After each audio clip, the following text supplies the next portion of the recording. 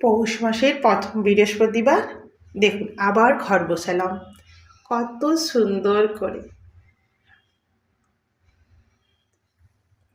মা লক্ষ্মীকে, এটার উপর মা লক্ষ্মী, লক্ষ্মী গণেশ, এটা পিতলের ঘট বসিয়েছি। দেখুন কত সুন্দর। আমাদের গাছে প্রচুর শিউলি ফুল হচ্ছে। পৌষ মাসে শিউলি ফুল দেখাই যায় না, আমাদের গাছে হচ্ছে প্রচুর, তাই ঠাকুরকে দিয়েছি। শিউলি ফুল কার গাছে আছে আমাকে জানাবে কেমন লেগেছে। আমার সিংহাসনের ঠাকুর, এই যে এই পাশে আছে বাবা মহাদেব।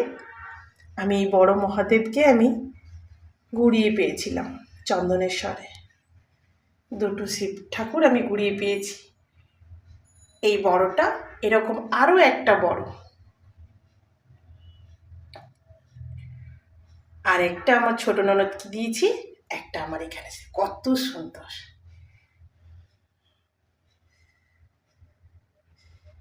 কিছু ভুল হয়ে থাকলে ক্ষমা করে দেবে, লাইক কমেন্ট শেয়ার করবে, আমার পাশে থাকবে।